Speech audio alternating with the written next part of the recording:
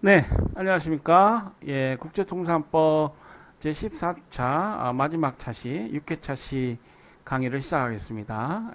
지난 시간에 저희가 이제 우리 대한민국 관련한 통상법을 공부한다 말씀드렸죠. 그 통상관리기구를 시작으로 해서 지금 살펴보고 있습니다. 아마 지식경제부까지 한 것 같은데요. 자, 우리나라에도 이제 무역위원회가 있습니다. ITC, International Trade Commission, 뭐 K, 요즘 K-팝이 유행하고 뭐 또 방탄소년단, BTS, 이 코리아의 위상이 날로 국제사회에서 높아지고 있습니다. 자, 이 무역위원회는 수입에 과다 증가한 산업피해나 수입 상품의 덤핑, 보조금 지급을 포함한 불공정 무역에 의한 국내 산업 피해에 대한 조사와 판정을 하고 이에 대한 구제 조치를 관계 행정기관장에 건의하는 기능을 수행한다. 그래서 이제 무역 관련 독립위원회로서 어떤 전문적인 판단을 하는 기구입니다. 그러니까 미국의 ITC하고 뭐 동일한 위상과 성격을 갖는다. 이렇게 보겠습니다. 독립적으로 산업 피해에 관한 조사 판정을 하는 준사법기관으로서의 성격을 가지고 있으나, 그러니까 이런 독립위원회는 보통 준사법기관으로서의 성격을 갖습니다. 그래서 뭐 사법부의 독립, 법을 지키는 것이라는 것이 우리가 사람을 믿을 수 없다. 그 액통경 있잖아요. 권력은 남용되는 특질을 가진다.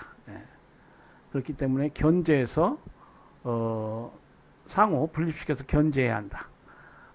그리고 이제 그 사법권 독립이 중요하다. 이렇게 연방 헌법, 미 연방 헌법을 통해서 이제 민주주의가 시작되었습니다. 뭐 그 이전에 물론 영국 의회 민주주의랄지 이제 미국 그 독립이 있고 얼마 뒤에 이제 프랑스 대혁명이랄지 유럽 지역의 어떤 민주주의도 그 전통이 깊습니다만은 그래서 이 미국 그 연방 헌법을 보면은 아티클 1 코트가 있어요.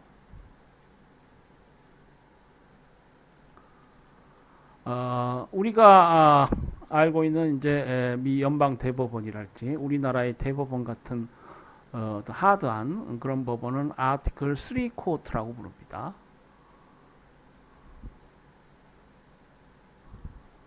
아티클 3 코트. 그리고 이제 아티클 1 코트. 아티클 1은 이제 컨그레스 그 미국 그 의회 관련한 조항입니다. 그리고 아티클 2가 이그제큐티브 행정부 관련한 조항이고 아티클 3 뭐 우리는 이제 보통 제3조 아티클은 조문이라고 불리우는데요. 뭐 여러분 미국 연방헌법을 보시면 알겠지만은 그 조문이라고 하기에는 쭉 굉장히 그 많습니다. 그래서 우리나라 말로 번역할 때 장이라고 번역하는 것이 적절하지 않은가 저는 개인적으로 그렇게 보는데, 어쨌거나 이게 하도 그 뭐 연방 헌법 3조 이렇게 알려져 있어서 이제 와서 장이라고 번역하기도 좀 뭐예요. 그래서 이제 아티클 1은 의회장인데 의회에 의해서 창설되는 어떤 여러 가지 법원이 있다. 우리나라의 번역해서 비교해 보면은 독립위원회 비슷한 것입니다. 그러니까 아티클 2 일반 어떤 커맨드 라인이라고 하죠. 대통령과 라인 커맨드 일선 행정 조직 또 아니고, 그렇다고 해서 아티클 3 그러니까 사법부 전형적인 사법부도 아니고 일정한 전문적인 판단이랄지 정치에 영향을 받지 않는 그러한 독립된 결정을 할 수 있는 그런 법원을 의회법에 따라서 만들 수 있다는 것입니다. 그게 아티클 1 코트고 이런 무역위원회란지 그 행정부 조직 내에 독립적으로 설치된 여러 위원회들, 금융통화위원회도 있죠. 뭐 등등 전문가들이 모여서 독립적인 결정을 하는 이런 기구들을 준사법 기관적 성격을 갖는 기관이다. 뭐 이렇게 부릅니다. 그래서 이게 정치와 어떤 정치적 영향력부터 일정한 거리를 둘 수 있다. 이게 무역위원회도 뭐 그런 관점에서 미국 연방 헌법에 비교해 봤을 때는 이제 독립규제위원회로서의 성격을 갖고 우리가 이제 그것을 준사법기관이라고 봅니다. 그래서 이런 문제들이 지금 현 우리 한국 사회의 한 갈등하고도 관련이 돼 있어요. 그래서 이제 우리나라 현 좌파 정부라고 보통 부르죠. 이 좌파 정부들이 너무 정치적이어가지고 어떤 이 전문적인 판단을 하는 전문가 그룹들을 탄압한다. 그래서 뭐 윤석열 검찰총장은 자신은 검사의 방패막이가 되겠다. 헌법만 보고 가겠다. 뭐 이렇게 말하기도 하는데요. 어떤 그런 갈등이 뭐 하나의 요소가 되는 것 같습니다. 지금 무역위원회는 직제상으로는 지식경제부의 과거에는 속했습니다. 이건 과거 얘기 같아요. 지금은 아마 산업자원통상부 산하에 설치되어 있을 것입니다. 다음으로 이제 기획재정부가 있어요. 기획재정부는 외환과 관련되는 무역 거래 결제 방법이나 외자 도입 등에 관한 사항과 관세에 관한 사항을 관할하게 되어 있습니다. 자, 다음으로 관세청이 있습니다. 관세청은 기획재정부에 소속되어서 관세의 부과 및 징수와 수출입 물품의 통관 업무를 담당하겠습니다. 무역 관련해서 이 관세청은 매우 중요한 기관이라고 할 수 있죠. 자, 우리나라의 통상법규를 볼까요? 자, 주요 통상법규라고 해서 설명이 되어 있습니다. 대한민국 헌법 제125조를 보면은 국가는 대외무역을 육성하며 이를 규제 조정할 수 있다. 이렇게 규정하고 있습니다. 그래서 우리나라는 특이하게도 그 헌법에 경제의장을 두고 있어요. 그러니까 소위 우리나라 헌법을 현대헌법, 복지국가 헌법이라고 부릅니다. 뭐 미국이 헌법 국가의 기원을 열었다. 뭐 이렇게 말씀드립니다만은 이제 미국 같은 경우는 고전적 헌법이라고 우리가 불러요. 고전적 헌법. 근대헌법의 전형적인 모습을 가지고 있습니다. 그러니까 헌법이라는 건 원래 국가의 통치 조직을 정하는 것이 먼저입니다. 그래서 이제 보면은 아까 아티클 1, 아티클 2, 아티클 3 얘기도 했습니다만은 통치 조직이 먼저 나와요. 순서부터 이렇게 달라. 미국 헌법하고 우리 헌법은. 그리고 이제 아티클 5인가요? 4조, 5조 일부 고전적인 어떤 기본권이 규정되어 있습니다. 국가의 뭐 강제 절차 관련해서 보장되는 그러한 기본권이 있고요. 이런 건 이제 본문에서 규정했습니다. 대부분의 조항은 이 통치 조직, 뭐 연방 헌법의 우위랄지, 아티클 1, 2, 3, 1조, 2조, 3조, 의회, 행정부, 법원이랄지, 그리고 이제 인권 부분은 어멘드먼트, 소위 수정헌법이라고 해서 이렇게 나옵니다. 그래서 Bill of Rights,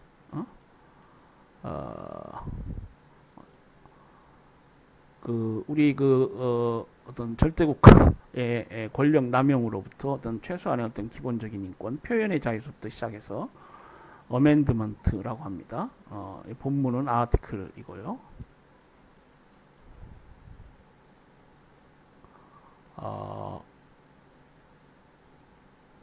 수정헌법이라고 불러요. 그래서 수정헌법 1조는 뭐 표현의 자유 해가지고 뭐 10개 정가요.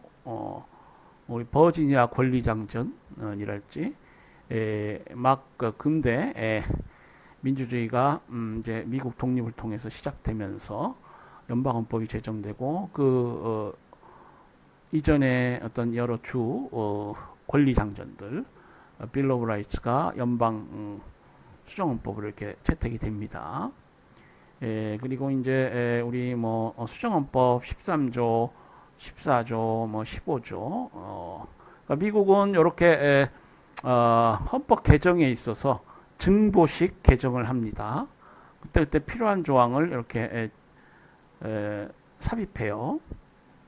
이제 이런 조항들은 그 미국의 이제 민주주의가 다시 한번 위기에 처하게 됐죠. 그러니까 독립혁명으로 신대륙의 자유는 있었지만은 여전히 그 사회문화적으로 뭐 차별이랄지 불평등 이런 것들은 적폐로 이렇게 쭉 남아 있죠. 그래서 이제 다시 한번 제2의 미국이 만들어지게 되는 것이 남북전쟁이고, 그래서 이제 조지 워싱턴, 에브라함 링컨 이 두 대통령, 특히 에브라함 링컨은 민주주의 발전 관련해서 이게 미국인으로부터 아주 많은 존경을 받고 있는 그런 대통령이죠. 그래서 남북 전쟁의 승리로 헌법 개정이 이루어집니다. 이 수정헌법 제 14조 같은 노예제를 폐지하고 수정헌법 제 14조, 13조, 14조, 15조를 통해서 노예제도가 폐지되고 13조인가요? 뭐 그럴 겁니다. 15조인가? 예, 한번 확인해 보세요. 14조가 이제 중요한 의미를 갖는데, 이게 소위 equal protection of law. 그래서 민주주의 원리 하나로 비로소 법 앞의 평등이 이 14조에서 보장이 되고요. 이건 어떤 의미를 갖냐면은 이제 연방 헌법, 연방 차원에서 주 헌법에 이걸 강제할 수 있습니다. 평등권 보장을 주 정부에 강제할 수 있어. 그래서 이제 미국은 연방 국가니까 주 정부와 연방 정부 간의 관계가 매우 중요하고요. 그래서 이 법 앞의 평등 조항 관련해서 이제 의미가 있게 되고, 뭐 이렇게 그 뭡니까? 고전정법은 그렇게 길지 않습니다. 필요한 헌법에 필요한 사항만을 두고 뭐 여러 복지 관련한 부분들, 현대 국가적 어떤 사명들 이런 것들은 다 의회 재정 법률로 이렇게 되게 됩니다. 그래서 우리나라 같이 뭐 근로 3권이 기본권으로서 헌법에 보장되어 있는 게 아니고요. 의회 재정 법률로 노동에 관한 권리가 보장이 되고요. 우리나라 헌법 같은 뭐 경제의 장, 뭐 이런 장은 없어요. 우리나라는 헌법 제 125조에 뭐 경제 125조 대무역 육성 관련한 조항이죠. 경제의 장이 있어서 자유시장 경제 체제를 원칙으로 하되 국가가 시장에 개입 관여할 수 있다. 이렇게 이제 복지국가적 요소를 넣었다. 뭐 이렇게 평가합니다. 그리고 이게 우리나라는 이제 2차 세계대전이 끝나고 독립한 현대 국가의 헌법 체제를 갖추고 있어요. 그래서 총강에 의해서 기본권이 먼저 나옵니다. 기본권 부분이 먼저 나오죠. 예, 그래서 그러니까 1차 세계대전, 2차 세계대전을 겪고 뭐 국제평화주의랄지 총강에 있어서의 국제평화주의랄지 이런 것들은 2차 세계대전 이후에 독립한 나라들 그걸 우리가 포스트 콜로니얼 스테이트라고 그러는데요. 독립국가들, 신생 독립국가들이 취하고 있는 그런 헌법 체제입니다. 그래서 1919년 바이마르 헌법, 1949년인가요? 보험기본법, 뭐 이런 것들이 현대 헌법의 대표적인 것이라고 할 수 있죠. 그러니까 큰 세계 대전을 겪고 나서 인류가 반성하면서 만든 그런 현대 국가 헌법들은 뭐 이런 체제를 갖추고 있습니다. 그래서 우리 대한민국 헌법을 보면은 통상 관련해서도 이렇게 원칙 조항들이 있습니다. 국가는 대무역을 육성하고 이를 규제 조정할 수 있고 이러한 헌법 규정을 기초로 해서 대무역을 육성하기 위한 정책을 수행하고 무역을 규제 조정하기 위하여 여러 무역 관련 법규들을 두고 있다. 네, 헌법 국가에서는 헌법은 국가의 최고법으로서 뭐 규범 통제제도 하에서 뭐 의회재정법률 이 여기에 위배돼서는 안 되고요. 공무원들은 뭐 속된 말로 걸어 다니는 법이죠. 예, 공적 생활에서 뭐 공무원들도 사적 생활 영역이 있습니다만은 공적 관련해서 어떤 권한과 책임을 행사한다 하고 했을 때는 뭐 법체행정 원칙에 따라 법에 근거를 둬야 됩니다. 그래서 법에 따라 행동하게 되고요. 이 헌법 국가에서는 헌법을 자꾸 읽어보고 자신의 어떤 직무 영역에서 뭘 해야 될 것인가 이것을 생각해 봐야 돼요. 지금 우리 사법 갈등인가요? 장관과 총장이 자꾸 다투다. 지금 윤석열 총장은 나는 헌법과 국민만을 바라보고 가겠다. 그럼 그게 이제 정치적 성격의 공무원인가요? 공무원으로서의 하나의 뭐 자세라고도 할 수 있겠는데요. 물론 이제 보는 사람마다 해석이 달라질 수도 있겠습니다만은 자 보면은 이제 대외무역법, 관세법, 외국환거래법은 가장 중심적인 위치에 있는 세 가지 법이라고 할 수 있다. 우리 주요 통상법규를 들라 그러면은 요 세 가지 법을 들 수 있겠습니다. 무역 관련해서 관세라는 건 매우 중요하고요. 대외무역법은 대외무역 관련한 어떤 총칙적이고 일반적인 여러 내용들을 담고 있습니다. 그리고 이제 뭐 IMF도 있지만은 외국환 문제 이거 무역하고 매우 관련이 되죠. 관세법은 이제 가트, WTO 뭐 이런 걸 생각하시면 되겠습니다.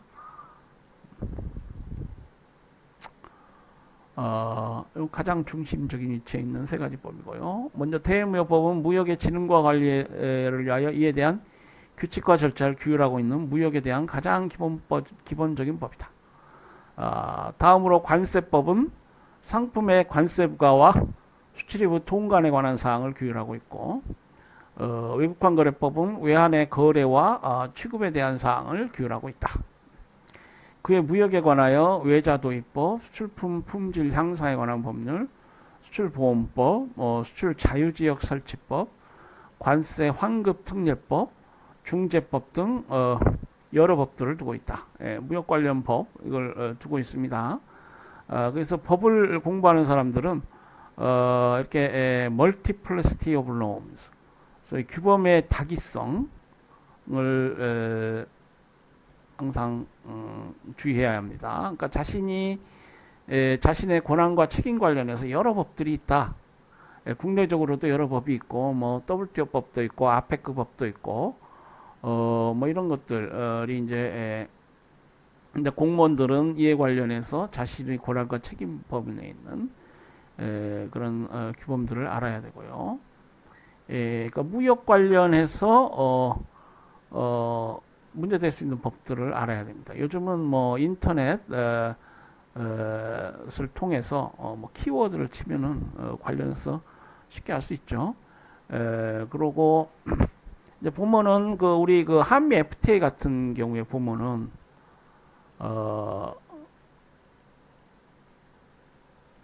뭐 투자 분쟁 관련한 조항도 있고 그 분쟁 해결을 위해서 국제 투자 분쟁 해결 센터를 이용한다. 뭐 이런 조항도 있고요. 투자 관련 또 무역 관련 많은 조항을 담고 있습니다. 그래서 이제 우리가 보면은 어떤 투자 문제 관련해서 그러한 조항에 합의하는 것이 우리나라 경제 주권을 포기한 것 아니냐. 그때 이제 한미 FTA 체결할 때 뭐 그런 얘기를 했는데요. 그것은 이제 무시할 수 없는 그런 말이기도 합니다. 왜냐하면은 이게 법이라는 것이 이게 규범의 다기성이기도 했습니다만은 투자라고 해서 꼭 투자에 관련된 그 처분 범위만이 문제되는 게 아닙니다. 어떤 정부가 일정한 조치를 하면은 이게 간접적으로 투자와 관련이 있을 수밖에 없어요. 그래서 이 외국 투자자들이 분쟁거리로 삼으려고 하면은 아주 쉽습니다.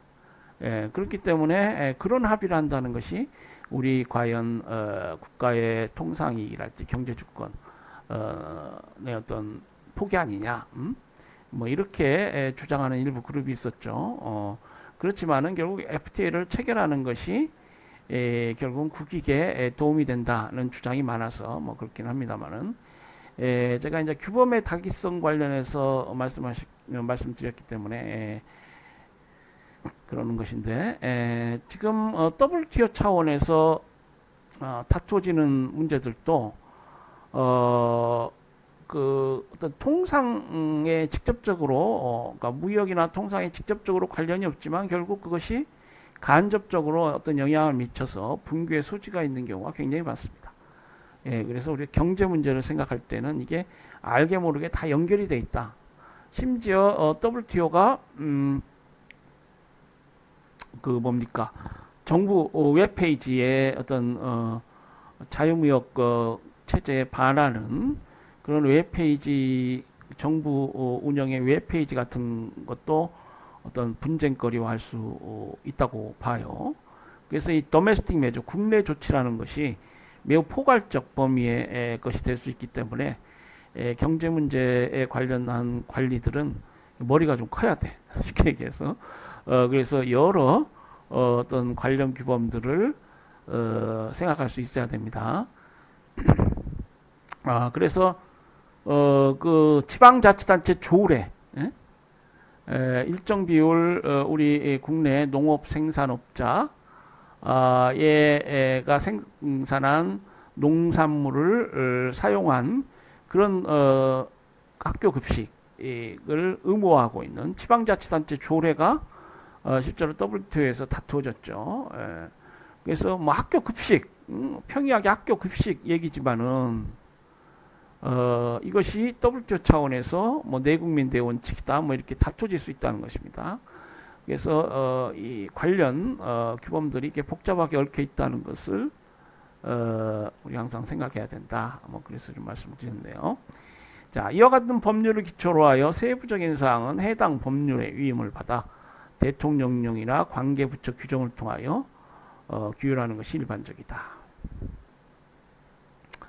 자, 대외무역법 대표적인 세 가지 법 중에 하나라고 할 수 있는데요. 대외무역법의 내용, 주요 내용을 보겠습니다.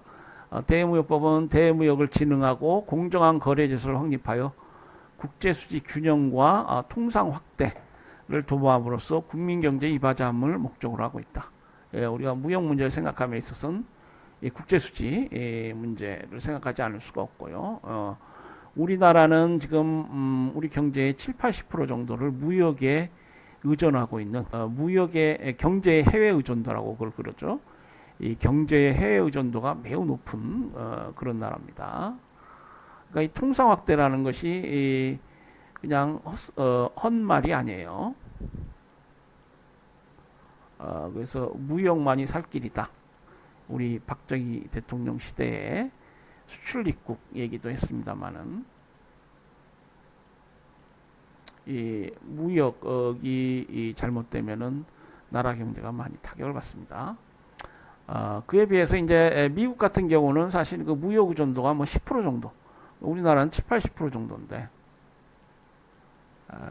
무역 의존도가 뭐 10%, 20% 굉장히 낮습니다. 그러니까 어떻게 보면은 이 트럼프가 꽝꽝 큰 소리 치는 것도 그런 것들이에요. 자신들은 자급자족 된다 이거죠.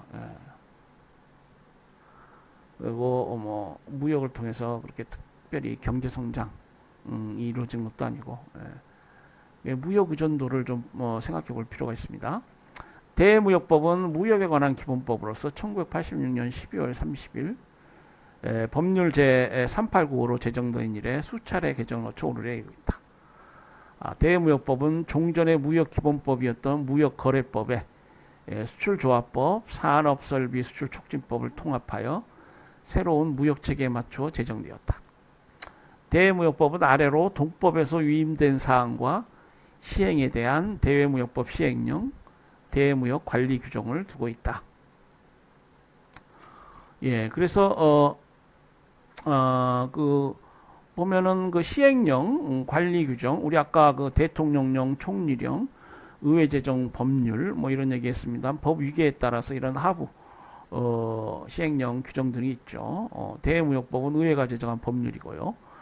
자, 대무역법이 규정하고 있는 주요 내용을 보면 제1장 총칙에서는 대무역법의 목적, 자유롭고 공정한 무역을 지향한다는 원칙, 무역 진흥을 위한 조치, 무역에 대한 특별 제한 조치 등에 관한 규정을 두고 있다. 자유롭고 공정한 무역, 우리 쭉 한 학기 배운 것입니다. 가트 제체 우리가 1960년대에 포함된 이래 가트에 우리가 1960년대 가입했죠. 한참 그때 그 개발도상국 그룹들이 국제사회에 이제 숫자가 늘어가면서 발언권이 세지던 때입니다. 그래서 우리나라도 그런 분위기 하에서 가트에 가입했고요. 가트나 WTO 체제 지향하는 이러한 이상 이것을 대무역법이 담고 있습니다. 제2장 통상의 진흥에서는 통상의 진흥을 위한 시책을 수립하고 운영할 수 있도록 통상 진흥 정책 활동을 뒷받침하는 규정을 두고 있다. 그리고 제3장은 이제 수출입 거래에 관련한 부분인데요. 수출입의 제한 및 통합 공고, 외화 획득용 원자재 수입, 전략 물자의 수출입, 사업 서비스 수출, 원산지 표시 등에 관하여 규정하고 있다. 제3장은 이제 보다 구체적인데요. 제2장은 원칙적인 조항이고요. 말씀드린 대로 우리 그 무역 거래의 비중, 경제에서 차지하는 무역의 비중이 크기 때문에 우리 통상 확대를 해야 되고요. 이 통상의 진흥 이 하나의 정책 주제가 됩니다. 물론 이제 이 통상의 진흥 관련해서는 우리 국가가 합법적으로 할 수 있는 국제법 체제에서 합법적으로 할 수 있는 정책을 통해서 통상 진흥을 해야 됩니다. 수출입 거래와 연계시켜서 뭐 보조금 조치를 취한다거나 그럼 우리 WTO에 반하게 되죠. 그러한 법 정책의 수립과 집행은 해서는 안 되고요.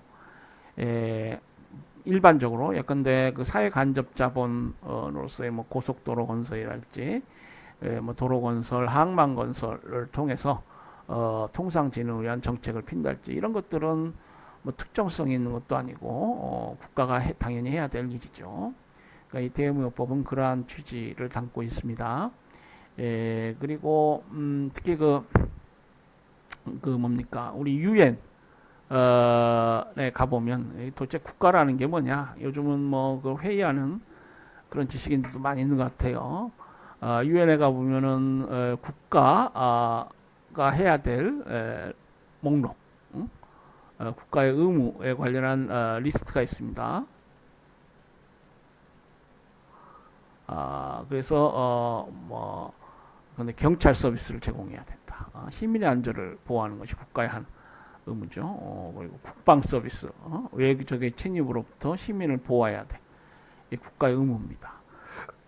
국가의 의무 리스트가 쭉 있어요.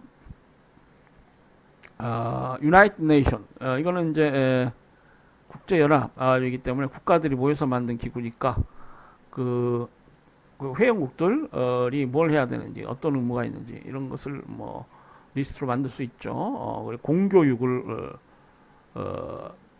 공급해야 돼요. 우리나라 같은 경우는 이제 통상의 진흥 뭐 이런 것들도 하나의 국가가 해야 될 그러한 일이 되겠습니다. 무역이라는 것이 경제에서 차지하는 비중이 크니까 무역이 잘못되면은 나라 경제가 망할 수 있고 뭐 그래서 우리가 그 공무원이랄지 식자들이 이제 국가에 대해서 회의하기도 하지만 도대체 이게 뭘 해야 되는지 한번 생각해 볼 필요도 있습니다. 제4장 대무역법 제4장을 보면 수입제한 조치에서 긴급 수입제한 조치 시행에 대한 절차와 담당 기관인 무역위원회에 대해서 규정하고 있고요. 제5장 수출입 질서 유지에서는 불공정 무역에 대한 규제와 분쟁 발생 시에 신속한 해결을 위한 조치 등에 대해서 규정하고 있습니다. 자, 다음으로 중요한 법이 이제 관세법입니다. 무역 관련해서 이 관세는 매우 뭐 중요한 것이다. 뭐 쭉 말씀드렸습니다만은 이 관세법은 관세의 부과 징수 및 수출 물품의 통관을 적정하게 하여 국민 경제 발전에 기여하고 관세 수입의 확보를 기함을 목적으로 하고 있다. 관세법의 목적이 설명이 되어 있습니다. 네. 수업을 하다 보니까 또 차시 시간이 된 것 같습니다. 수업을 시간을 늘려서 계속하게 되면 여러분에게 부담이 될 것 같아서 여기서 줄이도록 하겠습니다. 실제로 좀 과거에 좀 긴 동영상을 올린 적도 있는데 좀 죄송한 마음도 들고 그러네요. 네, 자 수업을 여기까지 마치고요. 이제 14차 수업을 이제 종료하도록 하겠습니다. 제가 이번 학기 이제 15주차를 예정하고 있으나 뭐 한 학기 정도 더 하면은 종강이 될 것 같습니다. 그리고 시험은 이제 말씀드린 대로 뭐 12주 그러니까 12월 3주차나 4주차쯤 이렇게 실시하도록 하겠습니다. 네, 자 여러분 강의 들으시라고 수고하셨습니다. 네, 행복한 하루 되시기 바랍니다. 안녕히 계세요.